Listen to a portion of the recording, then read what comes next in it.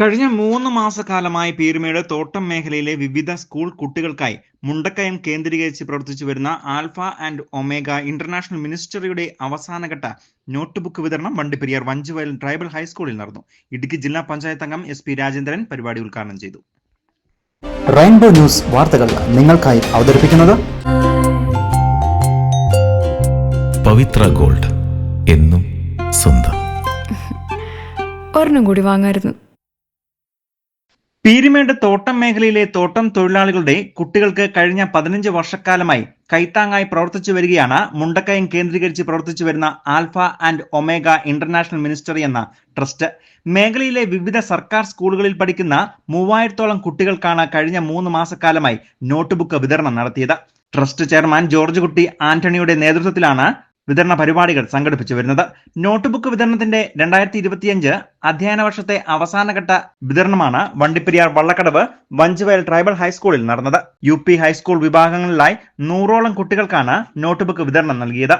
Panchayat higher secondary school, Peermade Chidambaram memorial higher secondary school എന്നിവിടങ്ങളിലും വ്യാഴാഴ്ച notebook വിതരണം നടത്തും.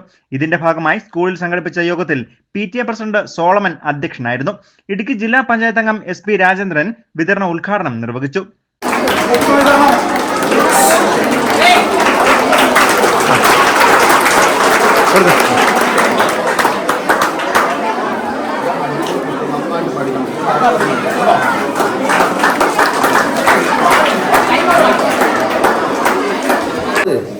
நம்ம ஸ்கூலு மட்டும் எல்லா காலங்கள்லையும் விடுவிட்டு போகுதுங்கிற ஒரு மனக்குறை இருந்துச்சு.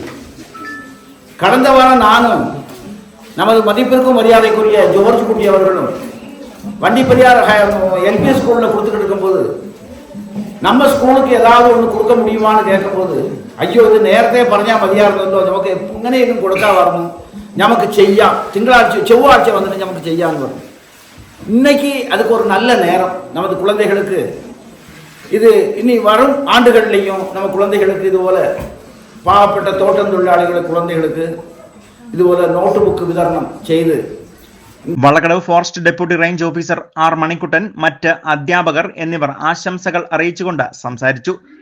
പരിപാടിയിൽ കുട്ടികളും അധ്യാപകരും PTA അംഗങ്ങളും പങ്കെടുക്കുകയും ചെയ്തു. News bureau, Vandiperiyar.